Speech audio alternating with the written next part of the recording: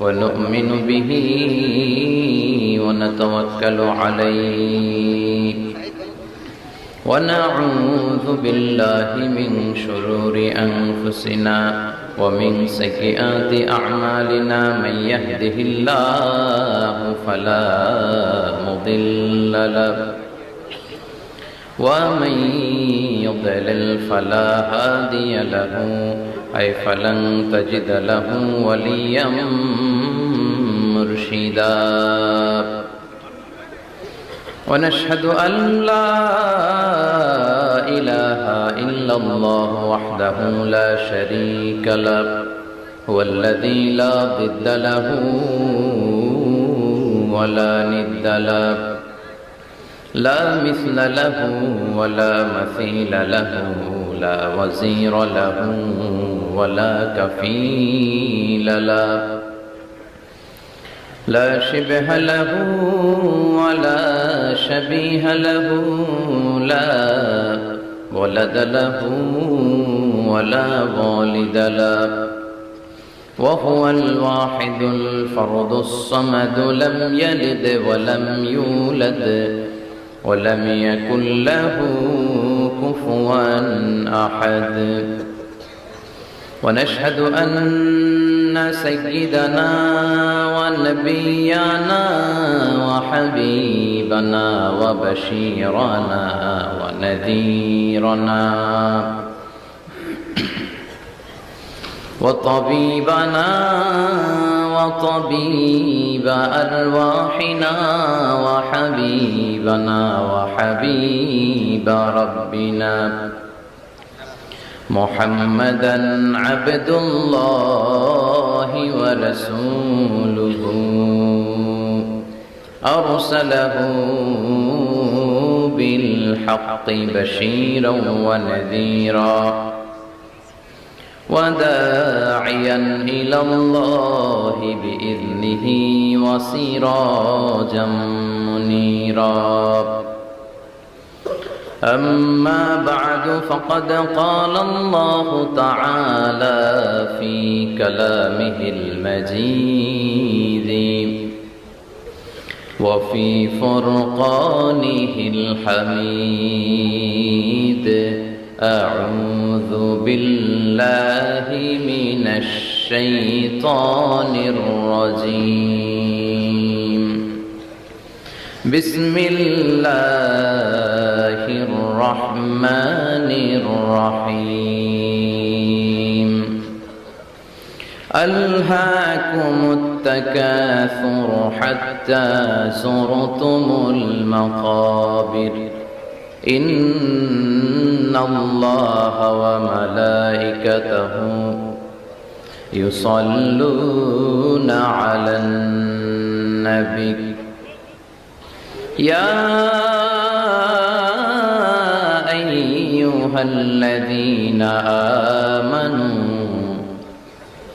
صلوا عليه وسلموا تسليما اللهم صل على محمد وعلى آل محمد كما صليت على إبراهيم وعلى آل إبراهيم إنك حميد مجيد اللهم بارك على محمد وعلى آل محمد كما باركت على إبراهيم وعلى آل إبراهيم إنك حميد مجيد আমি আমার খুতবা শুরুতে সূরাতুত তাকাসুরের প্রথম দুই আয়াত তেলাওয়াত করেছি।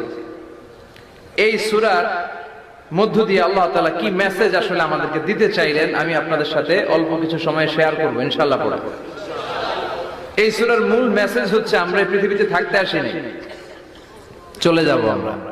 কেউ আমরা থাকতে পারবো? We have to go back to you Lord. We have to go back to our Lord. আমাদেরকে আমাদের রবের কাছে ফিরে যেতে হবে, নাকি আজীবন থাকবেন? কথা বলেন। চলে যেতে হবে। কখন যে কে চলে যায় তার কোনো ঠিক নাই। আমাদের চলে যেতে হবে। দাদা গেল, চাচা গেল, মামা গেল, আমাদেরকেও যেতে হবে। জোরে কোন ঠিক কিনা? একদিন মাটির ভেতরে হবে ঘর রে মন আমার, কেন বাঁধ দালান ঘর? প্রাণ পাখি উড়ে যাবে পিঞ্জর ছেড়ে,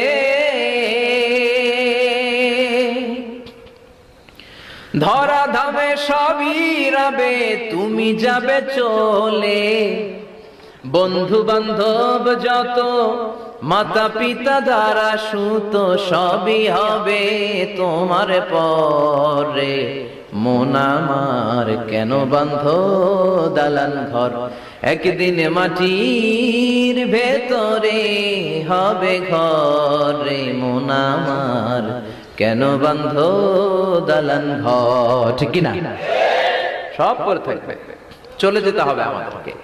এজন্য আখিরাতের কথা যেন আমাদের স্মরণ হয়। বিষ্ণুই বলতেন, নাহাইতুকুমান জিয়ারাতুল কবুর, আমি তোমাদেরকে কবর জিয়ারত করতে আগে নিষেধ করতাম, কিন্তু এখন নিষেধাজ্ঞা প্রত্যাহার করে নিলাম। এখন সব সময় তোমরা কবরের সামনে যাবা আর জিয়ারত করবা। কবরস্থানে জানতো বড়ুয়া কৃষ্ণপুরের এই গ্রামের কবরস্থান আছে কোন দিকে?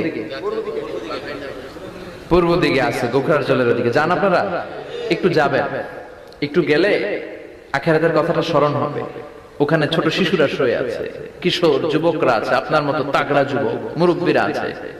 এরা এই এলাকায় থাকতো, এরা আকাশ থেকে নেমে আসে না, এই এলাকার সন্তান, আজ নাই। একটা সার্টেন পিরিয়ড শেষে আপনিও থাকবেন না। This is the nature of life, this is the circle of life. ছোট্ট শিশু হয়ে এসেছিলেন, শৈশব, কৈশোর, যৌবন, প্রৌঢ়ত্ব। আগে ছিলেন সিঙ্গেল, বিয়ে করে হয়ে গেলেন ডবল। এরপরে আল্লাহ আপনাকে একটা মেয়ে দিল, এরপরে মেয়েকে বিয়ে দিয়ে শ্বশুর হলেন, এরপরে ওই মেয়ের ঘরে সন্তান হতে নানা হলেন। আর কতদিন? অনেক দিন হলো তো, অনেক লম্বা সময় পেয়েছেন আপনি। Think about that. এবার যাওয়ার কথা ভাবেন, আখিরাতের সামানের কথা ভাবেন, ফিরে যেতে হবে। কি শক্তিশালী যুবক, বার্ধক্য চলে আসলে লাঠি ছাড়া চলতে পারে না। কুচকুচে কালো দাড়ি সাদা হয়ে যায়, দাড়ির শুভ্রতা, বয়সের ভাব, রং ধরা যৌবন জং ধরে শেষ। ঠিক কিনা? This is the circle of life. যুবক ভাইরা, এটাই জীবন, চলে যেতে হবে, কেউ থাকতে পারবে না। ঠিক কিনা? এটা রিমাইন্ডার আল্লাহ এই সূরার ভিতরে দিয়েছেন যে তোমাদেরকে ফিরে যেতে হবে। এই লোভ লালসা ছেড়ে দাও। রব্বুল আলামিন বলেন, আলহাকুমুত তাকাসুরু হাত্তা যুরতুমুল মাকাবির। ও গোলাম, দুনিয়ার সম্পদ, লোভ লালসা তোদেরকে পাগল বানিয়ে দিয়েছে। এই লোভ পাগলামি কোনোদিন তোদের থামবে না যতদিন না তোরা কবরে ঢুকবি। ঠিক কিনা? কার কথা? আল্লাহ বললেন, দুনিয়ার সম্পদ আর লোভ আর মোহে তোমরা গাফেল হয়ে গিয়েছো। আখিরাতের কথা বেমালুম তোমরা ভুলে গিয়েছো। কিন্তু আখিরাতে তোমাদের যেতেই হবে, কবরের বাড়িতে তোমাদের ঢুকতেই হবে। ঠিক কিনা? যেতেই হবে। আমরা ভুলে যাই। আলহাকুমুত তাকাসুর, অতিরিক্ত পাওয়ার লোভ, বেশি বেশি খাওয়ার লোভ, বেশি বেশি জমানোর লোভ মানুষকে গাফেল বানিয়ে দিয়েছে। এটা মানুষের স্বভাব। আরো চাই, আরো চাই, এই স্বভাবটা আছে না নাই? দেখবেন ছোট বাচ্চারা মসজিদের দোয়া অনুষ্ঠান শেষে জিলাপি দেয় না? বড়ুয়া কৃষ্ণপুর কি দেয়? আগে বাতাসা দিত না, এখন কি দেয়? জিলাপি দেয়, মিষ্টি দেয়। তো মসজিদের 2-3 গেট থেকে যদি দেয়, ছোট বাচ্চারা দেখবেন এদিক দিয়ে কয়েকটা নিয়ে আবার ওই গেটে লাইন ধরে। ওর হাত হলো ছোট হাত, ওর হাত ভর্তি জিলাপি, আর নেওয়ার জায়গা না, এরপর আরেক জায়গায় লাইন ধরছে। আরো লাগবে, আরো লাগবে, এই আরো আরো আরো চাই। এই স্বভাবটাই মানুষকে কুড়ে কুড়ে শেষ করে দিয়েছে। এত লাগবে কেন? তোমার চাহিদার কোনো শেষ নাই। Unlimited demand of human being. যার আছে বেশি তার চাই বেশি। যার সাইকেল আছে তার হুন্ডা চাই, হুন্ডা আছে তো প্রাইভেট কার চাই, প্রাইভেট কার আছে তো প্লেন চাই, প্লেন আছে তো হেলিকপ্টার চাই, হেলিকপ্টার আছে তো ওইটা চাই, ওইটা আছে তো সেটা চাই। ঠিক কিনা? এলাকার মেম্বার যে হয়েছে চেয়ারম্যান হতে চায়, আছে না নাই? চেয়ারম্যান সাহেব এমপি হতে চায়, আছে না নাই? এমপি সাহেব মন্ত্রী হতে চায়, আছে না নাই? মন্ত্রী সাহেব প্রধানমন্ত্রী হতে চায়, আছে না নাই? কিন্তু এই দেশে সুযোগ নাই। কথা কন, এই দেশে প্রধানমন্ত্রী সিলেক্টেড। 2-3 জনের বাইরে কেউ প্রধানমন্ত্রী হইতে পারবি না। ঠিক কিনা? আমার এই জীবনে তো আমি 2-3 জনেরই দেখলাম। বেগম খালেদা জিয়া, মাননীয় প্রধানমন্ত্রী শেখ হাসিনার ছোট্টবেলা দেখেছি এর সাথে। আমরা তখন ছোট, তো মানুষের চাহিদার কোনো শেষ নাই, যার আছে বেশি তার চাই বেশি। এজন্য বিষ্ণু বলেছেন উনজুরু ইলা মান হুয়া আসফালা মিন, তোমার চেয়ে যে খারাপ আছে ওর দিকে তাকাও। ওয়ালা তানজুর মান হুয়া আ'লা মিন, তোমার চেয়ে যে ভালো আছে ওর দিকে তাকায়ও না, তোমার চেয়ে যে খারাপ অবস্থানে আছে ওর দিকে তাকাও। অনেকে নিজের অবস্থান নিয়ে সুখী না, এরকম আছে না নাই? আল্লাহ আমার এটা দিল না রে, ওইটা দিল না রে, পাইলাম না রে, কিচ্ছু হয় না, কি করব জীবনে, হতাশ। আসলে আছে কিন্তু অনেক, কিন্তু শুকরিয়া নাই, টাকা ঠিক কি না? নিজের অবস্থান নিয়ে সুখী না, কিন্তু অনেক লোক আছে তারা আপনার অবস্থানে পৌঁছতে চায়। তাদের দিকে তাকিয়ে দেখেন, আপনি যে অবস্থানে আছেন এই অবস্থানে পৌঁছাটা অনেকের কাছে স্বপ্ন। তারা প্রতিনিয়ত সংগ্রাম আর স্ট্রাগল করে যাচ্ছে আপনার অবস্থানে পৌঁছতে, আর আপনি এটা নিয়ে সন্তুষ্ট না। শেখ সাদির নাম শুনেছেন? বালাগাল উলা কাশাফাত দুজা, এই কবিতাটা রচয়িতা ইরানের বিখ্যাত এক কবি। উনি একবার আর্থিক সমস্যার মধ্যে দিয়ে সময় কাটাচ্ছেন, টাকা নাই, পয়সা নাই, পায়ে দেওয়ার মতো জুতা নেই। উনি খুব দুঃখ পেলেন, হায় রে আমি ইরানের এত বড় কবি, আমার পায়ে দেওয়ার মতো জুতা নাই। দুঃখ ভরা মন নিয়ে রাস্তায় হাঁটতে বেরোলেন। হাঁটতে হাঁটতে হঠাৎ দেখলেন একটা লোক শুয়ে শুয়ে কাঁদছে, ওই লোকটার দুইটা পাই নাই, পাই নাই। উনি সিজদায় পড়ে গেলেন, আল্লাহর কাছে ক্ষমা চাইলেন, আল্লাহ অনেক দিয়েছো, শুকর আলহামদুলিল্লাহ। এজন্য যেই পরিস্থিতিতেই থাকি না কেন আমরা কি পড়বো? জোরে বলেন কি পড়বো? এজন্য আল কানাতু মিনাল ইসলাম, অল্পে তুষ্ট থাকার নাম হলো ইসলাম। সম্পদ লাগবে কিন্তু সম্পদের পাহাড় লাগবে না, ঠিক কি না? অল্প খান, অল্প পড়েন, অল্প জমান, অল্পের ভেতরে বরকত ঢুকায়া দিছে কে? দেখবেন যাদের সম্পদ অল্প তারা সুখী বেশি। জরিপে এটা দেখা গিয়েছে, অনেক সার্ভেতে এটা এসেছে, যারা সম্পদশালী এরা দুঃখী বেশি, এদের দুঃখ বেশি, টেনশন বেশি। খুব স্বাভাবিক, টাকা যার বেশি রোগ তার বেশি, টাকা যার বেশি টেনশন তার বেশি, টাকা যার বেশি ঘরে শান্তি তার কম। আছে না নাই? ঘরের ভেতরে অশান্তি, ছেলে কথা শোনে না, ছেলে টানে গাঞ্জা, মেয়ে ঘরে পরকিয়া, আছে না নাই? স্ত্রী কথা শোনে না, ভালোবাসা নাই, ঘরটা জাহান্নামের টুকরা। রোগ বালাই, এক একটা হসপিটাল বিল পরিশোধ করতে মাসে 5 লাখ 10 লাখ, আছে না নাই? কিছু খেতে পারে না, ডাক্তার একেবারে ডায়েট মেনু বেঁধে দিয়েছে, ডায়েট, ভেরি ডায়েট মেনু, এটা এটা এটা এটা কিছুই খাবেন না, শুধু গরু খাবেন না, খাসি খাবেন না, চিংড়ি খাবেন না, খালি ঘাস খাবেন, ইচ্ছে মতো ঘাস খাবেন, মানে ঘাস জাতীয় যত আইটেম আছে সব খাবেন, শাক খাবেন, সবজি খাবেন, সালাদ খাবেন, গরু, চিংড়ি, মুরগি, গোশত, ইলিশ কিছু খেতে পারে না। তাহলে রোগ বেশি, খাওয়ার মজা নাই, ঘরে সাংসারিক শান্তি নাই, খালি ব্যারাম আর ব্যারাম, ঠিক কিনা? কিন্তু সম্পদের পাহাড় গড়েছে। আর অল্প যারা খায়, অল্প পড়ে, রিকশাওয়ালা, কুলিওয়ালা, অল্প বেতনের চাকরি, কিন্তু হক হালালি মেনে চলে, দেখবেন শান্তি আছে অনেক। হ্যাঁ, বাসা ভাড়া দেয়, ফ্যামিলি চালায়, বাচ্চাদের স্কুল বিল, এরপরও মাস শেষে 1-2 হাজার টাকা হাতে থেকে যায়। আর ওর প্রতি মাসে 10 কোটি টাকা ইনকাম, তারপরও ব্যাংকের ঋণ আছে না নাই? সুখ কারে বলে? কিভাবে আপনি সুখকে ডিফাইন করবেন? সুখ তো টাকায় কিনা যায় না, শান্তি টাকা দিয়ে হয় না, শান্তি দেওয়ার মালিক কে? শান্তি আছে অল্প খেয়ে শুকর করার মধ্যে, শান্তি আছে আলহামদুলিল্লাহর মধ্যে। চিল্লায় বলেন ঠিক কিনা? এজন্য অল্প খাবো, অল্প পড়বো, অল্প জামাবো, অল্পের ভেতরে বরকত দিয়েছে কে? দেখেন ধনী ভাইরা খেতে পারে না, কিন্তু রিকশালার কি সমস্যা হয়? রিকশালারা সব খেতে পারে, কুলিওয়ালা, দিনমজুর, এরা একেবারে স্লিম সুঠাম দেহি, মেদহীন পেট, পেটে কোনো মেদ নাই, ভুঁড়ি নাই। আর কোটিপতিদের মেদ আছে না নাই? এত বড় বড় পেট, ঠিক কিনা? আমাদেরও পেট আছে, তবে হালাল পেট, এটা হারাম টাকা দিয়ে এই ভুঁড়ি বানাই নাই আমরা। চিল্লে বলেন ঠিক কিনা? রিকশাওয়ালা, কুলিওয়ালা নিজেও নামাজ পড়ে, বউও নামাজ পড়ে, বাচ্চাটাও নামাজ পড়ে, রিকশা চালায় আর জিকির করে লা ইলাহা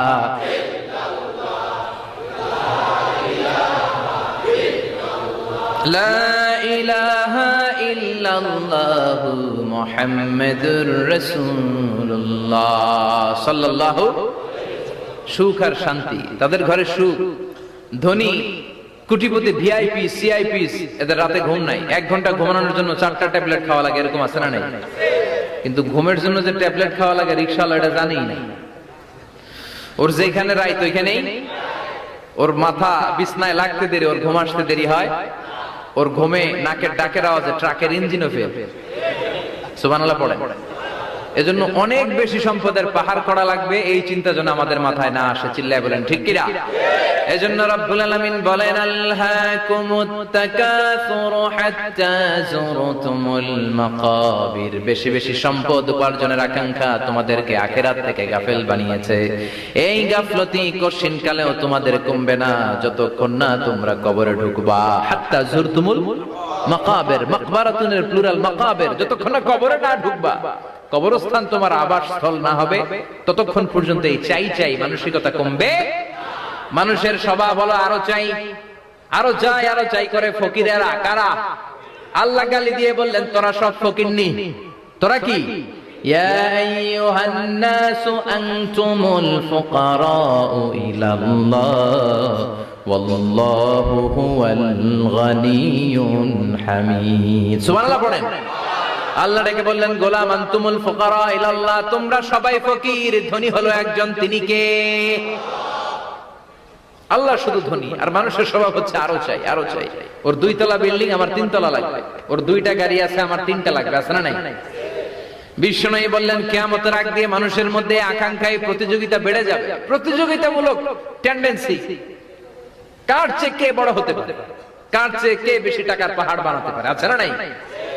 বিশ্বনবী বললেন ওয়া আনতারাল হুফাতাল উরাতাল আলাতা রিয়া আশ-শাইয়াতা তাওয়ালুনা ফিল বুনিয়ান।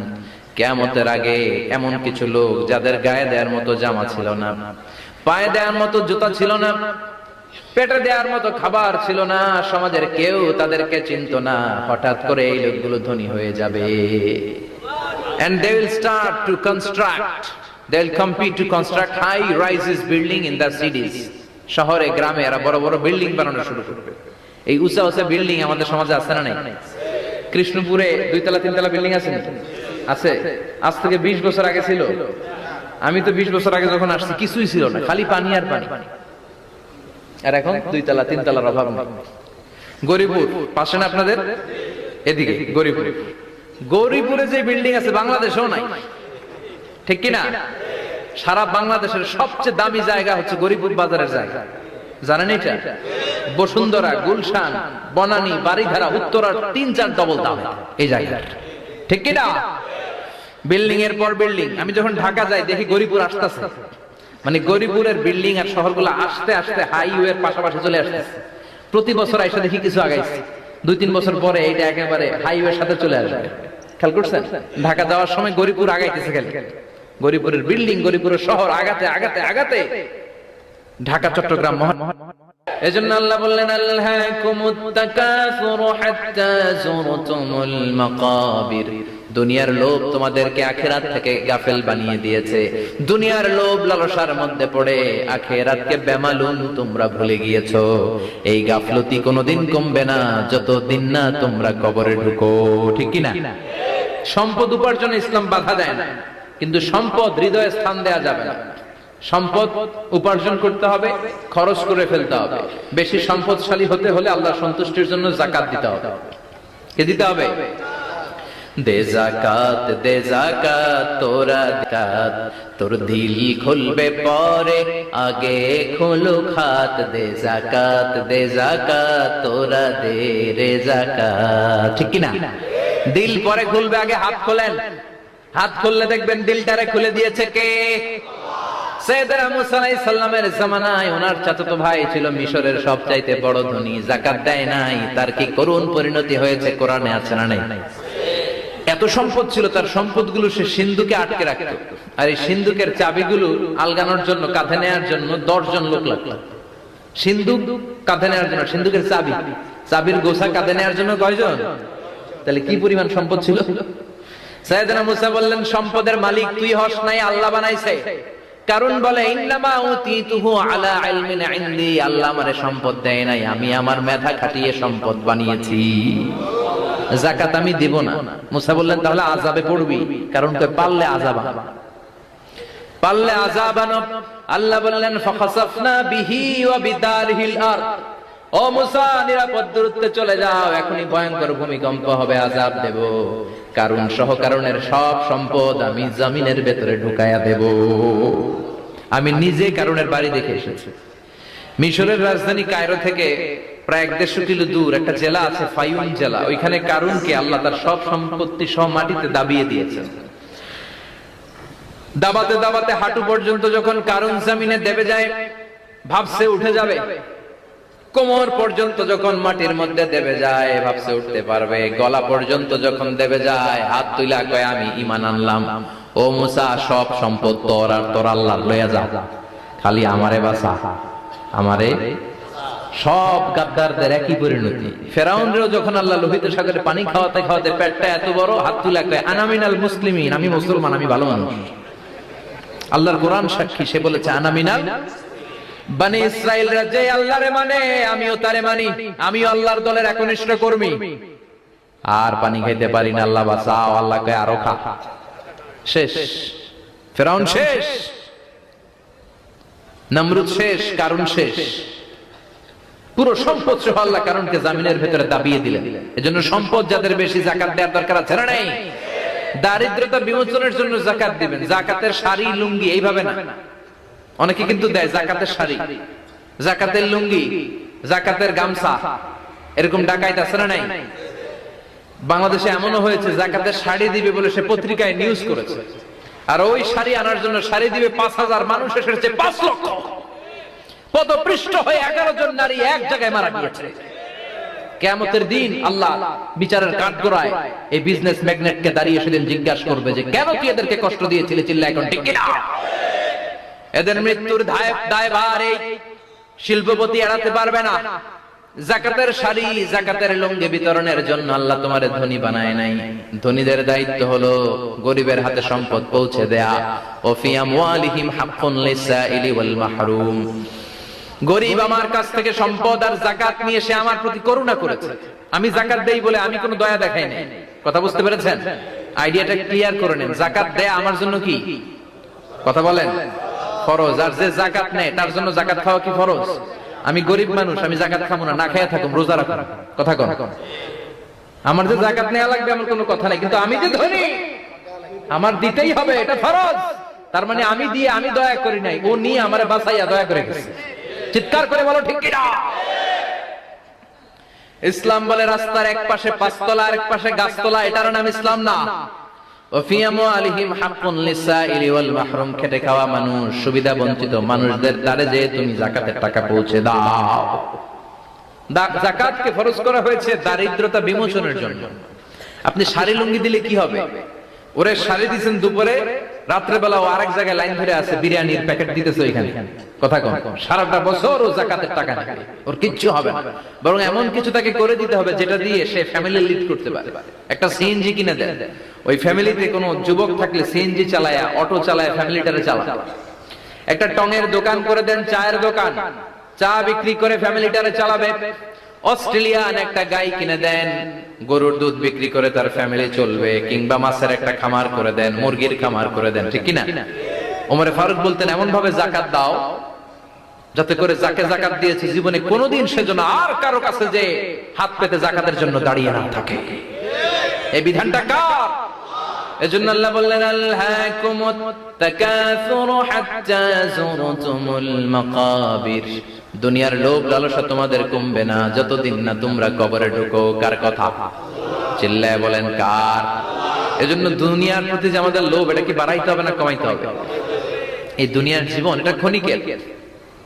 আমাল হায়াতুদ দুনিয়া ইল্লা মাতাউল গুরুর। এটা ভোগের সামগ্রী, আজ আছে কাল নাই, এটা হাতের ময়লা। দুনিয়ার এই জীবনের দৃষ্টান্ত হচ্ছে 4টা স্বর্ণের টুকরা আর 3টা লাশের মতো। স্বর্ণের টুকরা 4টা, চিৎকার করে বলেন তো কয়টা? লাশ 3টা, জোরে বলেন কয়টা? অনেক অনেক আগের যুগের 3 জন যুবক জীবিকার তাগিদে তারা বের হয়েছে কর্মসংস্থান করে খাবে। প্রতিমধ্যে তারা গুপ্তধন পেয়েছে, স্বর্ণের বার পেয়েছে, তো বড় বড় 4টা পেয়ে তারা মহা খুশি। আমাদের আর কাজ করা লাগবে না, এগুলো বেচে আজীবন খাবো, সুখে থাকবো। তো 3 জন মিলে বললো 4টা স্বর্ণের টুকরা 3 জনের মধ্যে ভাগ করে দেওয়ার আগে একজন এক কাজ কর, বাজার থেকে কিছু রুটি নিয়ে আয়, খুব ক্ষুধা লেগেছে, খেয়ে নে। একজনের রুটি আনতে পাঠিয়ে 2 জন মিলে ভাবে ওইটারে যদি মেরে ফেলতে পারি তাহলে তো তোর আর আমার মধ্যে কোনো ঝামেলা নাই। স্বর্ণের টুকরা কয়টা? তুই নিবি 2টা, আমি নেব 2টা। আর যেটারে রুটি আনতে পাঠাইছে ওটা মনে মনে ভাবতেছে রুটির মধ্যে বিষ মিশাই নিয়ে যাও। কি মিশাবো? বিষ খাইয়া ওটা শেষ, সবগুলো আমার। তো বিষ মিশাই নিয়ে আসছে, আর আগের পরিকল্পনা অনুযায়ী এই দুইজন মিলে তাকে নৃশংসভাবে হত্যা করেছে। হত্যার পরে কয় প্রচন্ড ক্ষুধা লাগছে, লো আগে খাইয়া লই। দুইজন মিলে বাজার থেকে আনা বিষ মাখানো রুটি খেয়ে ওই দুইটাও শেষ। স্বর্ণের জায়গায় স্বর্ণ পড়ে আছে, স্বর্ণগুলো নেয়ার মতো মানুষ আর নাই, ঠিক কিনা? এজন্য মানুষের এই চাহিদা কমবে না। বিষ্ণু বলেন, লাউ আন্না লিকুল্লি ইবনে আদম ওয়াদিয়ান মিন যাহাব আহাব্বা আই ইয়াকুনা ইলাইহি ওয়াদিয়া। আল্লাহ প্রত্যেককে, আমাদের প্রত্যেককে যদি একটা করে স্বর্ণের পাহাড়ের মালিক বানিয়ে দেয়। কয়টা করে পাহাড় দেখছেন কোনদিন?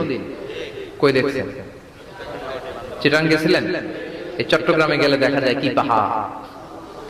এই একটা পাহাড় স্বর্ণের, এক একটা স্বর্ণের পাহাড়ের মালিক যদি আমাদের এক একজনকে বানায় দেয়া হয়, এরপর আমরা যাবো আরেকটা স্বর্ণের পাহাড়ের মালিক কেমন করে হওয়া যায়। আচ্ছা বলেন তো, একটা স্বর্ণের পাহাড় আমার 14 পুরুষ বিক্রি করে খাইলো শেষ করতে পারবো এটা? তো আরেকটা কেন লাগবে আমার? বিষ্ণু বলেন, কবরের মাটি যতক্ষণ না তোর মুখে না ঢুকবে, তোর এই চাওয়া চাওয়া খাই খাই সব বন্ধ হবে না। এজন্য আল্লাহ বললেন, আলহাকুমুত তাকাসুরু হাত্তা যুরতুমুল মাকাবির। দুনিয়া তোমাদেরকে গাফেল বানিয়ে দিয়েছে, গাফলতি কমবে না যতদিন না কবরে ঢুকো। কবরে ঢোকা লাগবে, কবরে ঢোকা লাগবে না? কবরে আমাদেরকে যেতেই হবে, যেখানেই থাকেন। কবরের প্রশ্ন আছে না নাই? অনেকে বলে, হুজুর বিমান হামলায় মারা গিয়েছে, বিমান জ্বলে পুড়ে ছাই হয়ে গিয়েছে, তার কবর কোথায়? তার আত্মাটা যেখানে আছে ওই জায়গায় প্রশ্ন আছে না নাই? অনেকে বলে, হুজুর সাগরের মধ্যে পড়ে মারা গিয়েছে, তিমি মাছ খেয়ে ফেলেছে, তার কোনো অস্তিত্ব নাই, কিন্তু তার রুহুটা আছে না নাই? প্রতিটা রুহু সংরক্ষণ করে কে? প্রত্যেকটা আত্মা আল্লাহর কাছে সংরক্ষিত থাকে। প্রতিটা রুহু, প্রতিটা মানুষ মালাকুল মাউতকে দেখতে পায়। আপনিও দেখবেন, আমিও দেখব। মুমিনদের কাছে এসে মালাকুল মাউত একজন যুবকের বেশে সাদা ধবধবে জুব্বা পরে সুগন্ধি মেখে মুমূর্ষু ব্যক্তির শিয়রে বসে বসে বলে, ইয়া আইয়াতুহান নাফসুল মুতমাইন্না, হে প্রশান্ত আত্মা, উখরুজি ইলা মাগফিরাতিল্লাহি ওয়া রিদওয়ানি, আল্লাহর ক্ষমা আর দয়ার দিকে বের হয়ে আসো। বলা মাত্রই মুমিনের আত্মাটা স্মুথলি বের হয়ে আসে। কাফান মিন আকফানিল জান্নাহ, হানুত মিন হানুতিল জান্নাহ, জান্নাত থেকে আনা সুগন্ধি কাফনের মধ্যে পেঁচিয়ে তিনি রূহটাকে নিয়ে ইল্লিনে চলে যায়। সরাসরি দেখে মালাকুল মাউত। আর যারা ইসলাম বিরোধী, কোরআন বিরোধী, তাদের সামনে এসে মালাকুল মাউত ত্রাস সৃষ্টি করে। আগে ধমক। হাইওয়েতে মাঝে মাঝে ডাকাতি হয় না? বাসগুলোর মধ্যে যখন ডাকাতি হয়, বাসে থাকে 50 জন, ডাকাত ঢুকে 5 জন। এই 5 জনের ভয়ে সবগুলো পেশাব করে দেয়, কারণ ত্রাস সৃষ্টি করে। এসেই চাইনিজ কুড়াল দিয়ে আগে কুবায় দেয় 4-5 জনের। রক্ত দেখে কি দেওয়ার সব আগে রেডি করে রাখে। মালাকুল মাউত এসে কাফের নাস্তিক মুশরিকদের সামনে সেরকম একটা ত্রাস সৃষ্টি করে, ভয়ে লোকটা কাঁপতে থাকে। ওর কাছে ভদ্র ভাষায় কথা বলে না, সুন্দর জামা পরে আসে না, কালো কুচকুচে চেহারা, ভয়ঙ্কর একটা রূপ নিয়ে, আকৃতি নিয়ে ইসলাম বিরোধীদের মাথার সামনে আসে, দুর্গন্ধযুক্ত চেহারার দেহ নিয়ে ধমক দিয়ে বলে, ও পাপাত্তা, ইয়া আইয়াতুহান নাফসুল খাবিসা উখরুজি ইলা গাদাবিল্লাহ, হে পাপাত্তা, আল্লাহর রাগ, ক্রোধ আর গজবের দিকে বের হয়ে আও। মুমিনের আত্মা বলার সাথে সাথে যেমনি মুমিনের দেহ থেকে বের হয়ে জান্নাতি কাফনের ভেতরে ঢুকে, কাফেরদের আত্মাও কি এরকম তাড়াতাড়ি বেরোতে চায় নাকি?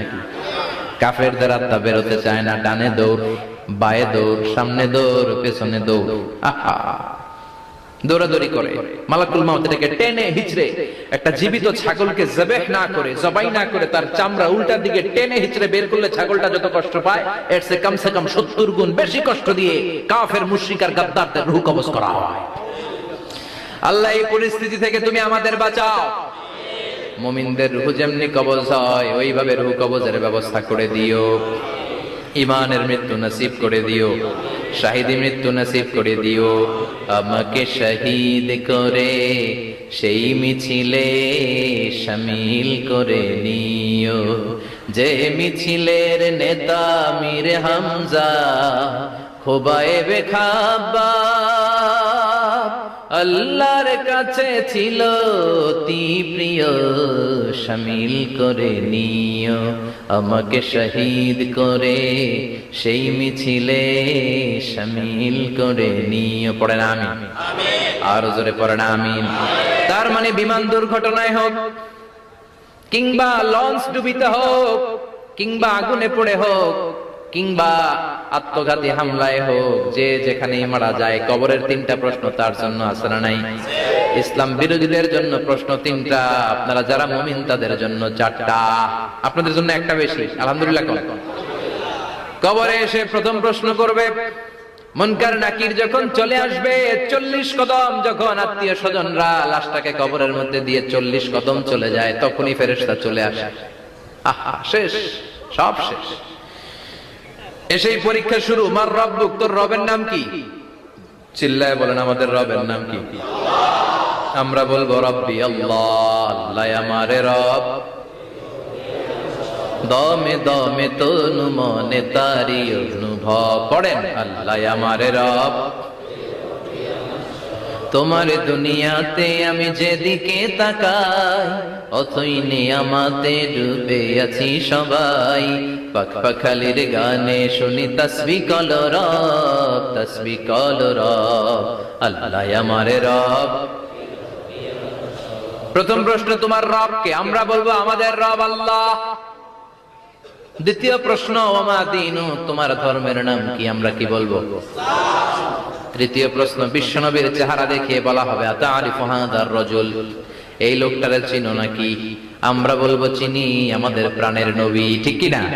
চাঁদের চেয়ে সুন্দর তুমি নবী আমার কমলিহি ওয়ালা, দু জাহানের বাদশা তুমি প্যারা নবী সাল্লে আলা, চাঁদের চেয়ে সুন্দর তুমি নবী আমার কমলিহি ওয়ালা, ঠিক কি না?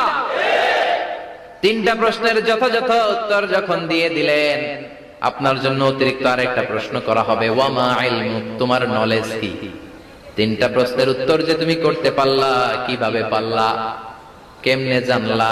নকল করে বলছো নাকি জেনে বুঝে আসছো? নকল হয় না? এখন তো পরীক্ষা চলতেছে বোধহয়। কি পরীক্ষা? এসএসসি পরীক্ষা। নকল হয়? কৃষ্ণপুরে নকল নাই না? এখন মনে হয় এগুলো একটু কমছে। একটা সময় ছিল অনেক নকল হইতো। পাঞ্জাবের ভিতরে নকল, পকেটে নকল, টুপির ভিতরে নকল, মৌজার ভিতরেও নকল। এমনকি মেয়েরাও নকল করে পরীক্ষার হলে আসে না নাই? স্কেলের মধ্যে লিখে নিয়ে যায়, হাতের মধ্যে লিখে নিয়ে যায়, ওড়নায় লিখে নিয়ে যায়, কাপড়ে লিখে নিয়ে যায়, আসে না নাই? ফেরেশতারা বলবে, নকল করছো নাকি? কেমনে জানলা? তিনটা প্রশ্নের উত্তর তুমি কেমনে বললা? আল্লাহ তোমার রব, ইসলাম তোমার ধর্ম, এই লোকটা বিশ্বনবী, কেমনে চিনলা? আপনাকে তখন বলতে হবে, আমি কোরআন থেকে শিখেছি, আমি হাদিস থেকে শিখেছি, আমি ইসলাম জেনে বুঝে মেনেছি, আমি আন্দাজে কোথাও ঘুরি নাই। চিল্লায় কোন ঠিক কিনা? আপনাকে বলতে হবে, এজন্য শিখতে হবে, প্রতিনিয়ত ইসলাম সম্পর্কে জানতে হবে, আখের গোছাতে হবে, জীবনটাকে আলোকিত করতে হবে। চিল্লায় বলেন ঠিক কিনা? চারটা প্রশ্নই যখন হয়ে গেল, ফেরেশতারা বলবে, আহলান ওয়া সাহলান ওয়া মারহাবান বিক, খোশামদেদ, কংগ্রাচুলেশন, খোশামদেদ, কংগ্রাচুলেশন। সব প্রশ্নের উত্তর তুমি পেরেছো। ফায়ুফসাহু লাহু কবরুহু 70 যিরান, আপনার কবরটারে 70 হাত লম্বা করে দেয়া হবে। ওয়া ইফতাহু লাহু বাবুন ইলাল জান্নাহ, আপনার কবর থেকে জান্নাতের দিকে দরজা খুলে দেয়া হবে। ওয়া ইউলবাসু মিন লিবাসি আহলিল জান্নাহ, জান্নাতের দুইটা রেশমি কাপড়ের পোশাক এনে আপনারে পরিয়ে দেয়া হবে।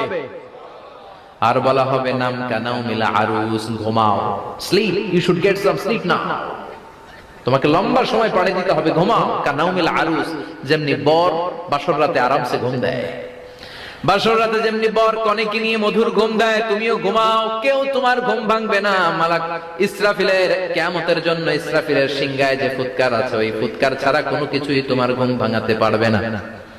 আলহামদুলিল্লাহ পড়েন। আল্লাহ আমরাও যেন চারটা প্রশ্নের উত্তর দিয়ে লম্বা একটা ঘুম দিতে পারি, পড়ে না আমিন। ওয়াম্মাল কাফির ওয়া আহলুশ শিমাল, আর ইসলাম বিরোধী যারা, তাদের সামনে আসবে মালাকান আসওয়াদান আজরাকান, কৃষ্ণ বর্ণের দেহ, নীলাভ বর্ণের দুটো চোখ, গায়ের রং কালো, চোখের রং নীল। দেখতে কেমন লাগে? আলিফ লাইলার ভূতের মতো। কথা কন। গায়ের রং কালো, চোখের রং নীল। ফেরেশতা দুইটা আসবে, এসে ত্রাস সৃষ্টি করবে, এসে বলবে, বল তোর রবের নাম কি? মার রব্বুক। ইসলাম বিরোধী মুশরিক, কাফের, নাস্তিক এরা বলবে, আমি জানি না আমার রবকে, আমি জানি না। আমি তো আজীবন শুধু চেয়ার করেছি, মদ খেয়েছি, আমি ধর্ষণে সেঞ্চুরি করেছি দুনিয়ার বুকে, আমি টেন্ডারবাজি করেছি, চাঁদাবাজি করেছি, আমি মাস্তানি করেছি। আমার দাপটে এলাকার ইসলাম প্রিয়রা বাসায় ঘুমাতে পারে না। আমি ছিলাম টেন্ডারবাজ, আমি ছিলাম গডফাদার, সন্ত্রাসীদের লিডার, আমি ছিলাম ডন 1 2 3 সব, আমি ছিলাম ডনের ডন, আমি ছিলাম মাস্তান, রংবাজ। রব টপ কি আমি তো জানি না। লাদ্রি লাদ্রি, আমার জিজ্ঞেস করো না। আবার প্রশ্ন করা হবে, ওমা দীনুক, তোর ধর্মের নাম কি? বলবে, লা আদরি, আমার কোনো ধর্ম নাই, আমার কোনো ধর্ম নাই, আমি শুধু মৌজ মাস্তিতে ছিলাম, আমি আনন্দ ফুর্তি করেছি, ইসলাম নিয়ে আমার মাথা ব্যথা ছিল না। আজীবন ইসলামরে আমি বাস দিয়েছি, চিল্লায় বলেন ঠিক কিনা? ইসলাম বিরোধীদের সাথে ছিল আমার চলাফেরা, আমার সব সাঙ্গ পাঙ্গ ছিল গুন্ডা, বদমাশ, ইসলাম বিরোধী। রব কি, ইসলাম কি, এগুলো আমি জানি না। আমার এগুলো জিজ্ঞেস করো কেন? ধর্ম কি আমি জানি না, আমি কিচ্ছু মনে করতে পারছি না। 3 নম্বর প্রশ্ন করা হবে, আতারিফু হাদার রাজুল, দেখো তো এই লোকটারে চিনো কিনা? কয় না, চিনি না, তবে মনে হয় এই লোকটারে দুনিয়ার বুকে আমি গালি দিতাম, এই লোকটার বিরোধিতা করতাম, ব্লগের মধ্যে এই লোকটার ব্যাপারে কুৎসা রটনা করতাম, এই লোকটার কার্টুন বানিয়ে আমি হিংসা ছড়িয়ে দিতাম, এই লোকটার ব্যাপারে আমি এলাকার মধ্যে অপপ্রচার চালাতাম। ফেরেশতারা বলবে, তাই? এই ছিল তোর ডিউটি? দাঁড়া, এখনই আমাদের খেলা শুরু, এখনই শুরু। ফায়ুতরাকু বিমাতারিকা মিন হাদিদ, লোহার একটা হাতুড়ি দিয়ে মাথা থেকে পা পর্যন্ত পিটানো হবে, পিটিয়ে ওর গোশতের হাড্ডিগুলোকে থেতলে ফেলা হবে। ওয়ায়ুকালু লিল আরদি ইলতাইমি, কবরের দুই পাশের মাটিরে বলা হবে, এবারে দুই দিক থেকে তোরা চাপ দে। চাপ দেয়া হবে, ধাক্কা ধাক্কি করেও সে সুবিধা করতে পারবে না। মাটি আস্তে আস্তে আস্তে আস্তে দেহের দুই দিকে লেগে এমন জোরে দুইটা চাপ দিবে, ফাতাখতালিফা আদলাউহু, তার ডান পাশের পাজরের হাড্ডি বাম দিকে ঢুকে যাবে, বাম দিকের হাড্ডি ডানে চলে যাবে। বিশ্বনবী বললেন, এই হাতুড়ি দিয়ে পিটানোর শাস্তি, কবরের চাপ দেওয়ার শাস্তি চলতেই থাকবে হাত্তাল কিয়ামা, কিয়ামত পর্যন্ত। আল্লাহ এই কবরের শাস্তি থেকে আমাদের বাঁচাও। আমরা এই আযাব পেতে চাই না, আমরা যেন ঠিকভাবে কবরের 4টা প্রশ্নের উত্তর করে দিয়ে লম্বা ঘুম দিতে পারি। আল্লাহ তুমি তৌফিক দাও। এজন্য আল্লাহ বললেন, গোলাম দুনিয়া নিয়ে পাগল হয়ে থেকো না, এই দুনিয়ার জীবন আসল জীবন নয়, আসল জীবন হলো কবরের জীবন। জোরে বলেন ঠিক কিনা? এই জন্য মাঝে মাঝে কবরে যাবেন, কবরস্থানে দাঁড়িয়ে চিন্তা করবেন, এই জায়গায় আমারও আসতে হবে। দিন যাবে, রাত আসবে, বৃষ্টি হবে, শীত আসবে, কেউ আমার দেখতে আসবে না, একা থাকতে হবে, একা, বড় একা, অন্ধকার, বড়ই অন্ধকার। ওই কবরের জীবনের সামান গোছানোর দরকার আছে না নাই? ওই কবরে সুখে শান্তিতে থাকতে চাইলে নামাজ পড়ার দরকার আছে না নাই? কোরআন পড়ার দরকার আছে না নাই? ছেলে মেয়েগুলোরে মানুষের মতো মানুষ করার দরকার আছে না নাই? আজকে যিনি উপস্থাপক চমৎকার কথা বললো, আমরা যেন মাদককে না বলি, আমরা যেন ফেন্সিডিলকে না বলি, আমরা যেন ইসলামের পক্ষে থাকি, আমরা ইসলামের কোন বিপক্ষে শক্তির সাথে যেন হাত না মিলাই, সব সময় যেন আমরা কোরআনের পক্ষে থাকি, ইসলামের পক্ষে থাকি। 5 ওয়াক্ত সালাত গুলো যেন জামাতের সাথে আদায় করি, আব্বা আম্মার যেন খেদমত করি, আর বিনয়ী মানুষ যেন হতে পারি, ঠিক কিনা?